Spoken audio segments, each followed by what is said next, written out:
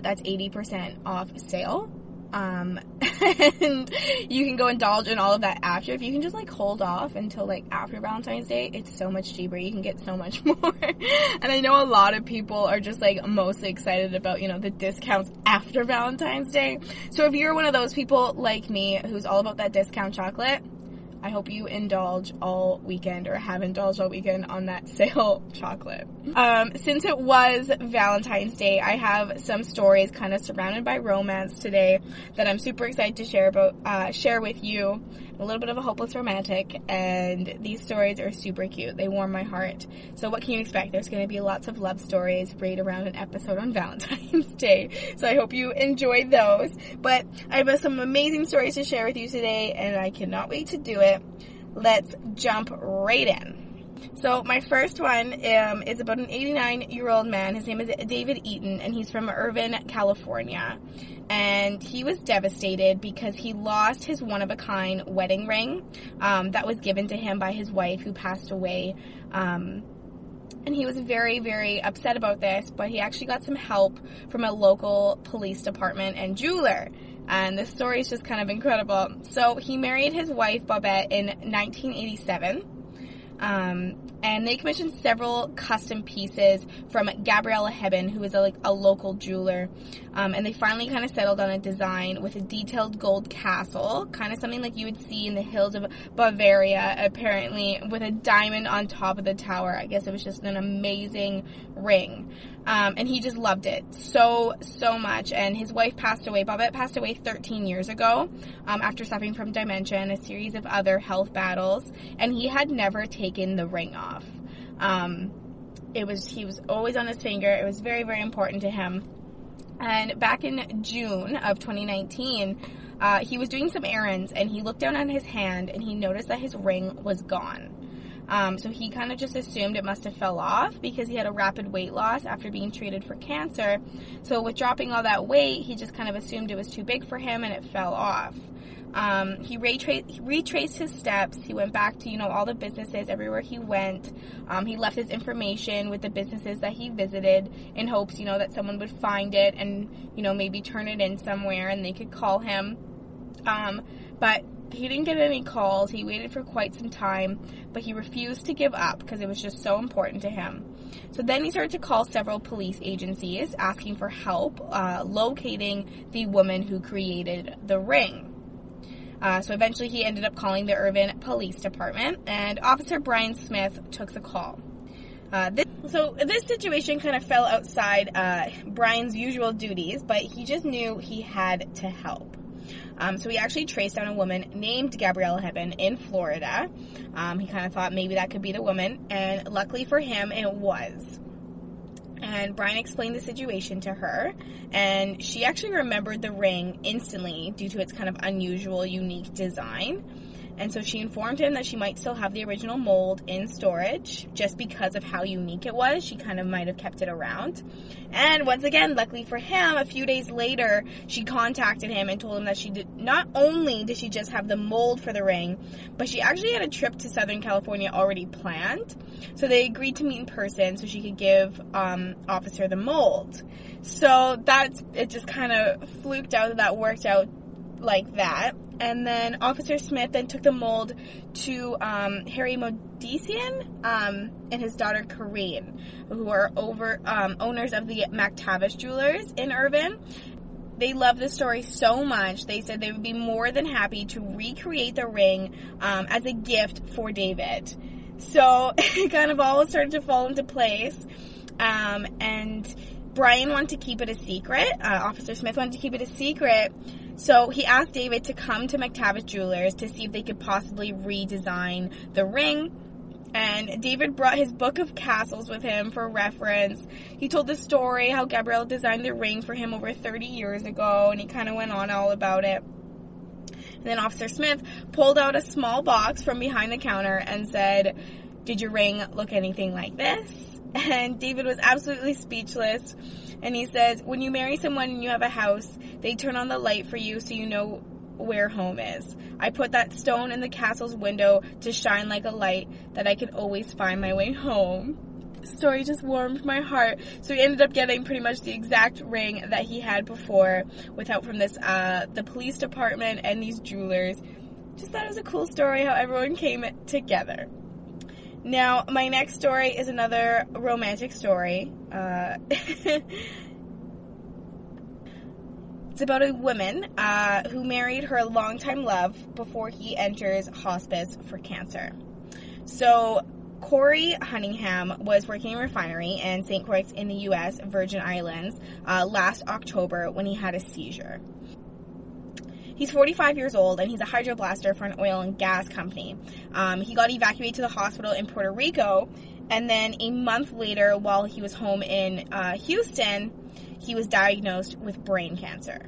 So, a lot going on, and doctors at the Houston Methodist Hospital said there was no cure for his stage 4 cancer that he had, but with treatment, his life expectancy was about 15 months. So his wife, Taisha, said, "You have to fight. I need you to fight." So he had radiation, he had chemotherapy, medication, but in January, the MRI showed that the treatment wasn't working. And then one of his physicians asked Corey who he wanted as his medical power of attorney. And that's when he told the physician that he had bought a diamond ring and he wanted to marry Taisha.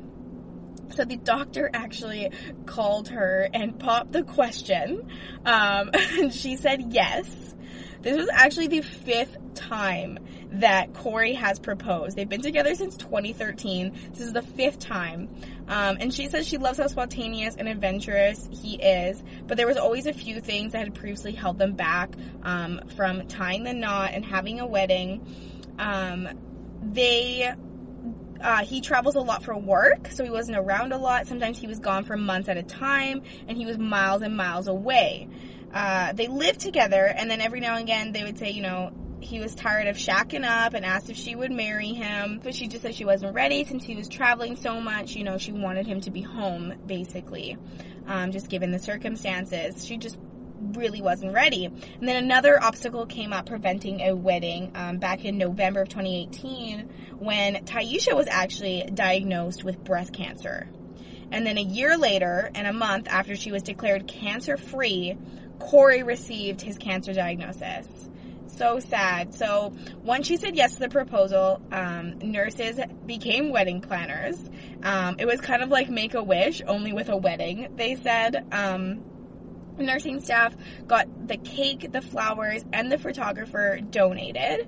They actually decorated the hospital chapel and turned Corey's wheelchair into a tuxedo. It was super cute. I saw a picture of it. So they were surrounded by 3 out of 4 of Taisha's children, her 4-year-old grandson as well, who Corey and Taisha have been raising, and then Corey's 19-year-old daughter. So they had, all their kids there to celebrate with them. And Taisha says, "It was much more than I expected. I couldn't believe how many total strangers were in tears on our wedding day." The officiant focused on the love that the couple have for each other in life, death, and eternity. And, the look on on Corey's face when he said, "I do," she said, "it just floored me." The nurses everyone was crying. It was just a very, very intense, emotional moment for everybody.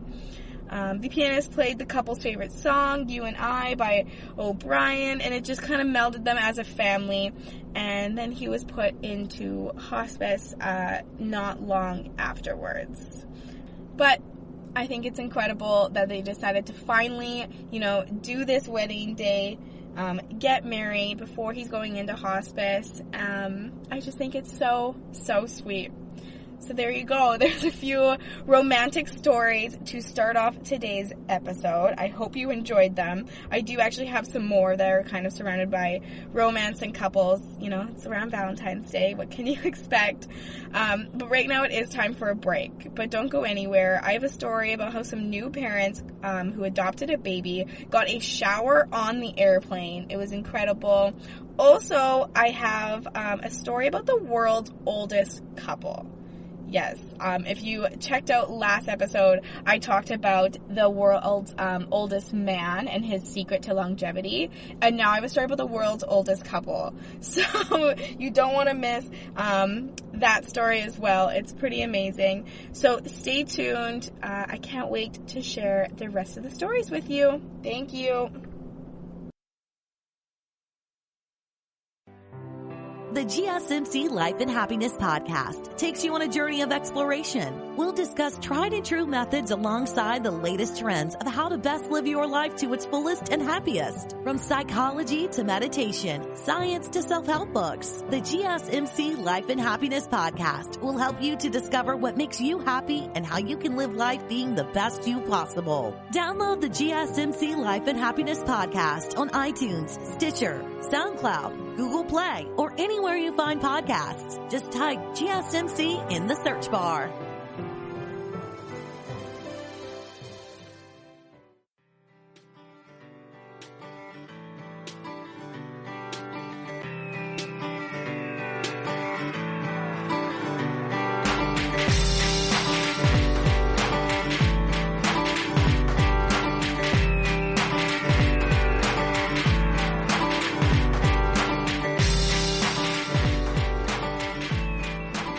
Welcome back to GSMC, America's Still Beautiful podcast, brought to you by the GSMC Podcast Network. I'm your host, Alyssa Jo. Let's jump right back into these stories. Like I said, I have a story about some new parents of adopted baby, and they got a shower on an airplane. So the new dad, Dustin Moore, wrote on Twitter after kind of a long, hard week. And he says, I hope our story uplifts you and it reminds you that there's goodness to be had in this world. Said, not too long ago, my wife and I boarded a Southwest air flight with our recently adopted infant daughter. When the couple boarded the plane, he apologized to his fellow passengers, as many parents with babies feel pressure to do while flying, right? You know, sometimes there can be nothing worse when you get stuck beside a crying baby for a long flight. So he says about mid-flight, their daughter woke up and politely informed us she wanted a new diaper. So they asked the flight attendant if there was a space for a table change, and a very thoughtful flight attendant cleared a space in the back of the plane and gave them some privacy. So he says the act of kindness from Jenny, who's the flight attendant, was just the first of several on this flight home. Next, the flight attendant and fellow passengers complimented the couple on their new baby girl. On the flight, Dustin explained to inquiring passengers why they were flying with such a young baby. So they had adopted her, and they were bringing her home. Him and his wife picked up their newborn in Colorado, where she was born, and she was only 8 days old when she boarded that flight home to California. So about 10 minutes later, another flight attendant greeted them with a warm smile and just kind of asked about the daughter, asked how they're doing, and, you know, they repeated their story, you know, with a few details, and that flight attendant congratulated them before walking away. Then he says, my wife exchanged curious looks, but thought nothing about it. Then, he says, then we heard the intercom. The attendant, Bobby, came on and announced a special guest on our flight, who is our daughter. So Bobby told the flight about Dustin and his wife, Karen's new little bundle of joy, and the entire cabin erupted in cheers and applause. Everyone was so happy for them. So then next, the flight attendant said the crew was going to pass out pens and napkins to fellow passengers who could write down advice or words of encouragement for the new parents. He says that we sat in speechless gratitude as people kept peeking over their chairs to congratulate us. Bobby, the flight attendant, read some of the notes out loud, then gave the couple a bundle of about 60 napkins with all different kind words, such as, I have some of them here, said, rub each other's feet and rub the baby's feet, make time for date night, always tell her you love her. So just all these kind of sweet little notes that these random strangers were giving them. The flight attendant also gave them a set of pilot wings for their new little baby girl, who, you know, of course is an infant and had already experienced flying, so that's pretty cool. And then they actually learned that the two kind flight attendants, Jenny and Bobby, that were helping them so much, were actually a couple as well. He says that we learned that they were married and that someone had done a similar act for them on their honeymoon flight. So Jenny wanted to pay it forward, just like a random act of kindness that they received on their honeymoon. So this is them paying it forward, which I think is amazing. He says, even as we disembarked, people kept approaching us and wishing us well and complimenting us on our beautiful daughter. Our hearts were so full. And then he continued, this is all in a tweet, and then he continued talking about it, and he said, but there's more. What all of those perfect strangers in attendance did not know was the emotionally tender state of two brand new parents. Parents who, after 9 years of trying, had been blessed with their very first child. Parents who felt scared, but determined in their new role. It says the outpouring of love from that flight, brought on by the actions of two thoughtful, observant flight attendants, it exceeds my ability to describe what it meant to us. How much those wings and written notes uplifted two new parents determined to love their new daughter. So amazing. So then he shared an image of a photo album where he and his wife had stored all of the notes that they received from the strangers on the flight. It was so cute. There's so many different napkins. And he just wrote on the tweet, I hope you'll take time to share what is good. Him and his wife are first concerned about how people would feel, about them and their adopted daughter. He says, we were insecure about people not thinking much of our daughter. It's not very rational, but we were just concerned about what people would think by the virtue of her being adopted by us. We didn't give birth to her. But the fact of the entire flight, everybody cheered, everybody took the time to share those notes with our daughter. It was just everything we needed in that moment, just to feel secure and to feel, okay, this is going to be great. Talk about an amazing flight home when it's such a scary time, but 60 napkins from strangers of all these cool little messages. That is definitely a great start to your parenthood on your flight home. Can't help but share that story with you. Now let's talk about the world's oldest couple. I promised you I would talk to you about that, and it's a Texas couple. Their name is John and Charlotte Henderson, and they're celebrating their 80th Valentine's Day together. Or they did celebrate, I guess I should say now. And they've already been recognized by Guinness World Records last year as the oldest living couple on Earth. Crazy. So John is 107 and Charlotte is 105. They celebrated their 80th wedding anniversary in November. And they've actually been Valentine's Day sweethearts for 85 years, if you count the time that they were together before they were married in 1939.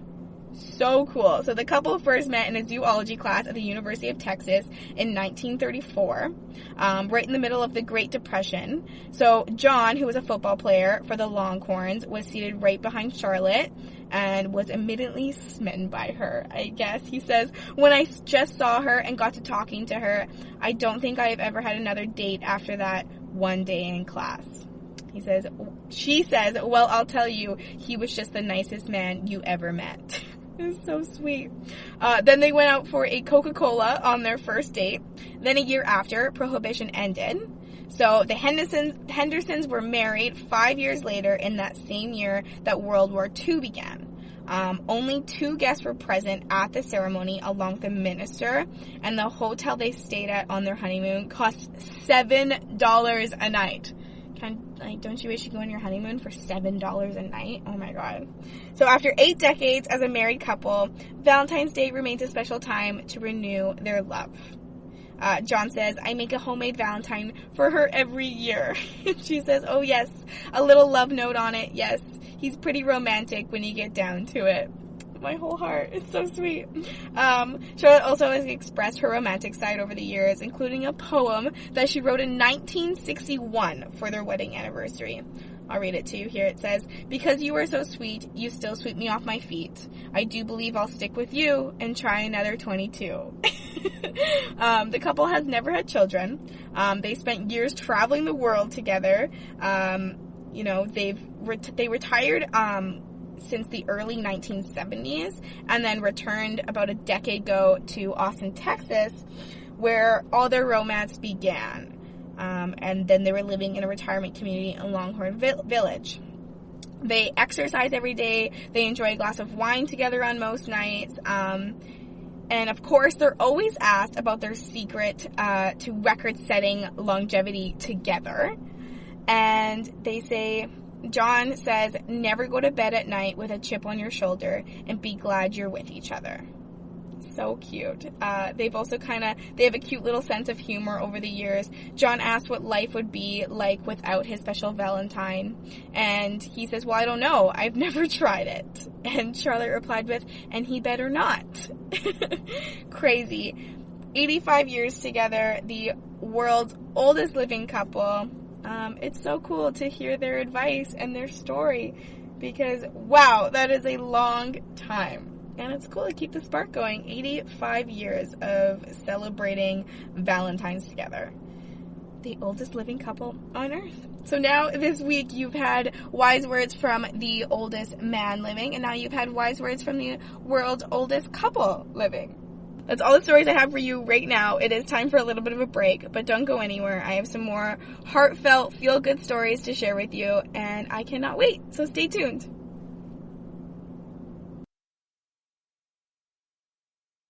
Tired of searching the vast jungle of podcasts? Now listen close and hear this out.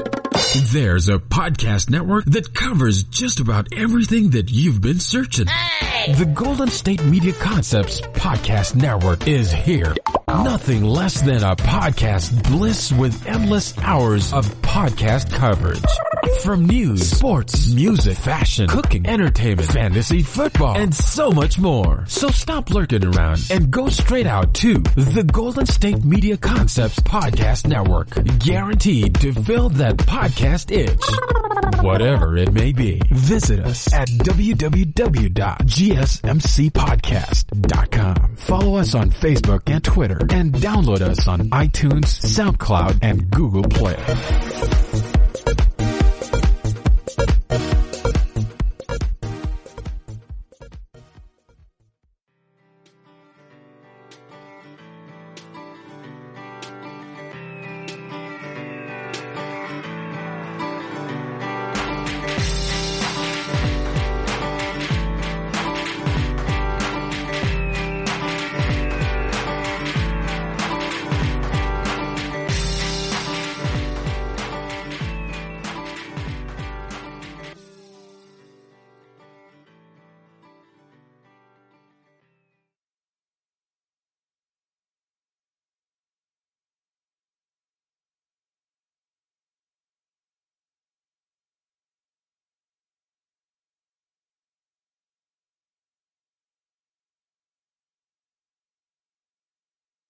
Welcome back to GSMC, America's Still Beautiful podcast.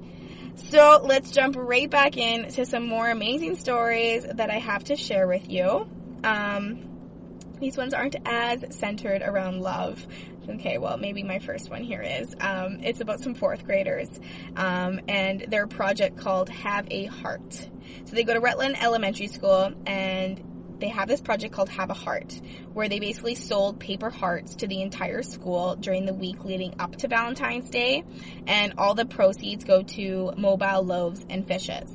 So let me kind of give you a little bit more of a background story. These fourth graders raised more than $1,000 in just 4 days, but it did take more than a month of preparation. It was a lot of work. But starting in January, the students were tasked with kind of researching 4 different charities, and then they voted on which charity they wanted to support. So this year they selected Mobile Loaves and Fishes, which is a non-profit organization that supports people experiencing homelessness. So the students selected the charity, and then they started to apply for various jobs to help promote the fundraiser. This kind of included, creating posters, anchoring a newscast, making a presentation, and then selling the hearts to all the classrooms in the school. So small hearts cost 25 cents, and large hearts cost $5. So the 4th grade teacher who kind of introduced the project to the school about 3 years ago, her name is Carolyn, and she says, our hope is that they realize even though they are children, they really can change the world. definitely a really awesome message. In previous years, the school has also raised money for court-appointed special advocates and the Humane Society. Mobile Loaves and Fishes will attend a presentation later this month to accept the donation. But all these 4th graders came together and raised lots of money for this organization. Definitely a cool way to celebrate Valentine's Day and kind of get kids excited about it. Now, my next story is, I think, since we're talking about young kids here, it's about a 6-year-old girl who found a note in a grocery store. So, this is crazy. I wish I found this note.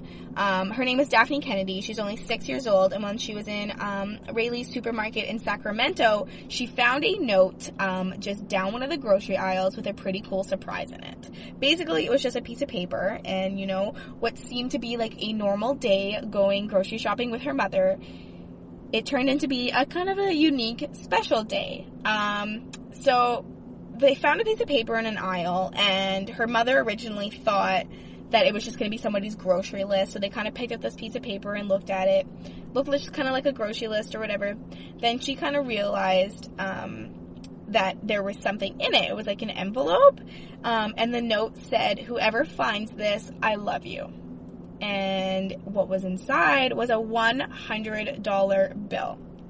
And so, of course, she's only 6 years old, so she didn't quite understand how much money that actually was. Like, her mother, Danica, said, you know, she thinks, you know, a penny and $100 is like the same thing, right? She doesn't grasp that. So she had to explain to Daphne, $100 is a lot of money, right? So she had to tell her it's a lot of money, like, it's more than you've ever had kind of thing. And her mom actually admitted that she thought about keeping the money for herself, but she did let Daphne end up spending it on what she wants. So, like any 6-year-old would do, she wanted to build a bear. And so her mom said she'd have more fun with it. I would have just put it towards groceries. I don't think I would have appreciated it to the level that she did. So she actually ended up, Daphne bought 2 plush cats and named them both after her real cat, Steamy. She puts them into their pajamas every single night and tucks them into bed. So cute. And her mom says, I hope it makes her think how her actions can affect other people and that even something small can make somebody happy. Pretty cool grocery, you know, it's probably like a Sunday afternoon, just going to the grocery store to get your groceries for the week and find a $100 bill. And I wonder who put that note there. I wonder if they're going to see this story and, you know, reach out or something like that. But that's definitely pretty cool. And what a random act of kindness to leave a $100 bill in a grocery aisle. Crazy. That is so cool. And paying it, you know, talk about paying it forward, you know. I wonder kind of what the background of that story is, why that person put there, if it was just a random act of kindness or if they were paying it forward. Definitely super interesting to kind of find out. But lucky Daphne Kennedy for finding that $100 bill from that random act of kindness. Now, my next story is about a 99-year-old who is a World War II veteran. His name is Jack Hallett, and he's going to be the spotlight in the Eustis, Florida George Fest parade. So he was an Army Air Corps fighter pilot, and he was actually shot down twice by enemy fire. But he is the most humble person. Everyone kind of praises him for all the work he's done, and, you know, he's just so humble about it. He says, no, I was just doing my job. But June Perry, with the Okawaka chapter of the Daughters of the American Revolution, really appreciates his attitude. She says, he is the nicest man, and you know what? He's just so humble. But the group of about 100 has a loftier view of his service because, you know, he's so humble about everything. But everybody else is very, you know, they're so appreciative of his service, and they invited him to ride on the DAR float in the upcoming 118th annual George Fest parade. It's just the second longest running celebration of George Washington's birthday behind Loretta, Texas. And so it runs from Friday through Sunday, so February 21st to the 23rd. And this year's theme is a national treasure. And they just thought that Jack Hallett fit this theme to a T. And that's the medium public relations chair for DAR Group. Perry says just he is absolutely perfect for this. So the parade takes place down Bay Street starting at 10 a.m. This event honoring the father of our country will basically feature carnival, food, venues, live music by a bunch of different bands. They have obviously this big parade and everything. It is a 3-day event, and city officials are estimating attendance will of up to 30,000 people during the 3-day fun fest. So as for Jack, he said he's really looking forward to the parade, even though he's not sure he deserves the attention for his time in the cockpit while serving England, France, and Germany. So he served from 1944 to 1946, in England, France, and Germany from 1944 to 1946. So he is going to be on the main float called the National Treasure Float, because they just think he represents it absolutely perfectly. And yeah, he's get to go and ride in this parade at 99 years old. It's cool to see them, recognize that for him. All right, and for my last story of today's episode, I thought I would end on another romance love note a little bit, since this whole episode has kind of been Valentine's Day themed, it seems like. Okay, so there is a man who has been delivering hundreds of roses to widows, military wives, and just single women on Valentine's Day. As we all know, Valentine's Day, of course, you celebrate your romance, but for some others it could, be a reminder of loneliness. So that's why Seth Stewart has spent the last 8 years making sure that local widows, single women, and military spouses in Spokane, Washington are not forgotten during this holiday. This is pretty cool. So every morning on Valentine's Day, Seth and his brothers deliver single red roses to the homes of women who have either lost their spouses or had their significant others deployed overseas. He actually keeps a list of all the women and mothers in his area who he delivers to every single year. And then in the weeks leading up to the holiday, he actually he goes to Facebook, social media, for people to send in additional names of women who might need a pick-me-up so he can add them to his list. Pretty cool. He says that him and his brothers generally deliver about 400 to 500 free roses every single year with the help of their little delivery team.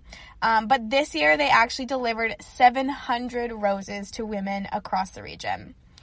They're also hoping to deliver many more roses in the years to come. This is kind of like a tradition that they've started, especially after witnessing, the women get so emotional and, it just really makes their day. Seth and his brothers really want to keep this up. I think that is such a cool idea. They've been doing it for quite some time, and everyone needs a little pick-me-up sometimes, especially on a day like Valentine's Day. Well, that is all the stories that I have to share with you today. I hope you enjoyed today's episode. Thank you so, so much for listening to GSMC America Still Beautiful podcast, brought to you by the GSMC Podcast Network. I am your host, Alyssa Jo.